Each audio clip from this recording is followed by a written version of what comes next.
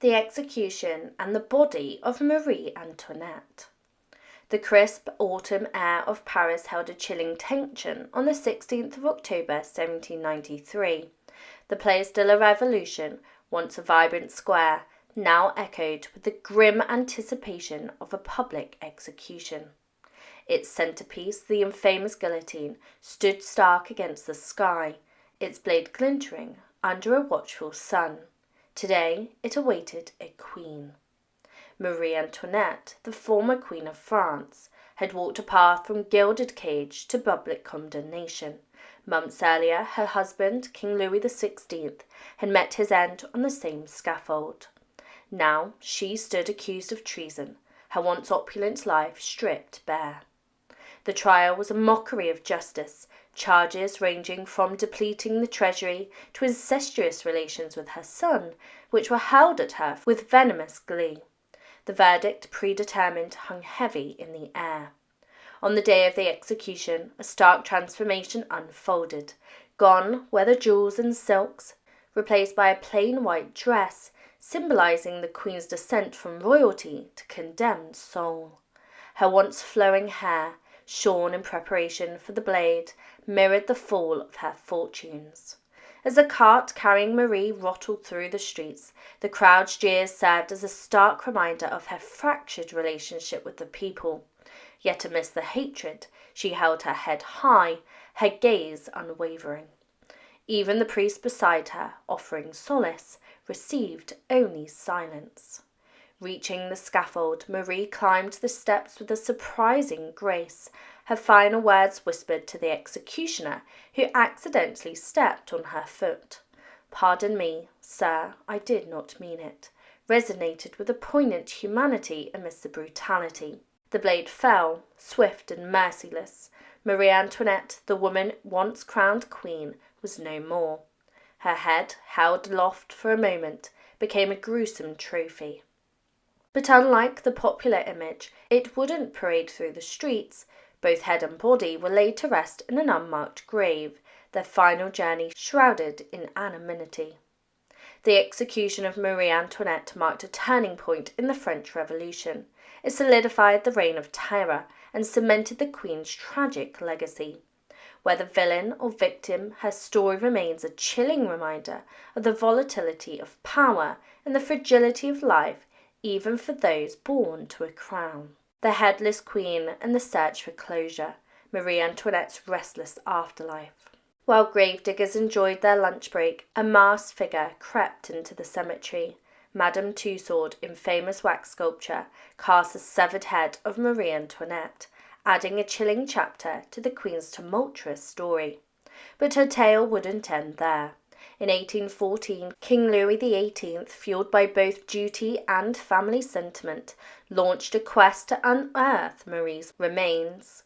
With ministers and officials in tow, they exhumed the cemetery grounds on January 18, 1815. Louis XVI's body was found first, followed by Marie's the next day. Her grave held an eerie surprise. Quicklime, hardening over her coffin, had preserved her remains remarkably well.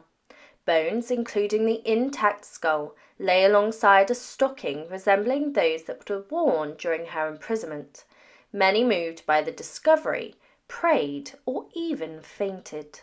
Skepticism lingered, though. Could these truly be the Queen's remains in such a crowded cemetery?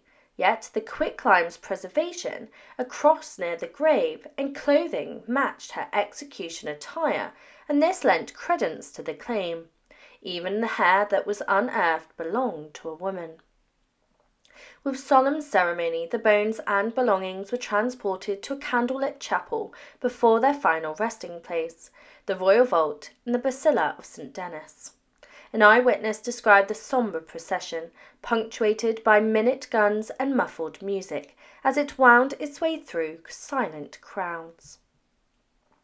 On the 21st of January, Marie Antoinette, once the Queen of France, found peace beside her husband.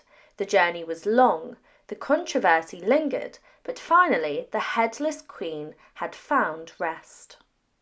A queen resurrected, Marie Antoinette's path to final rest. Decades after their execution, the ghosts of King Louis XVI and Marie Antoinette finally found peace. In a grand ceremony filled with dignitaries and a solemn feeling, their remains were laid to rest in the royal vault of Basilica of Saint-Denis. Monsieur, the king's brother, followed by princes and duchesses, filled the choir. Judges, military officers, and even young ladies from the royal house bore witness.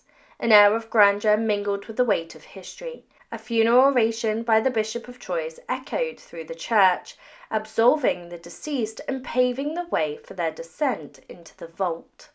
Descending with them, Monsieur and his sons embraced a final moment of connection with their fallen kin.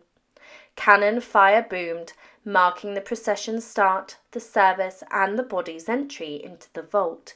It was a public spectacle, an official recognition of the royals' lives and deaths. King Louis XVIII, motivated by duty and family ties, had orchestrated this monumental event.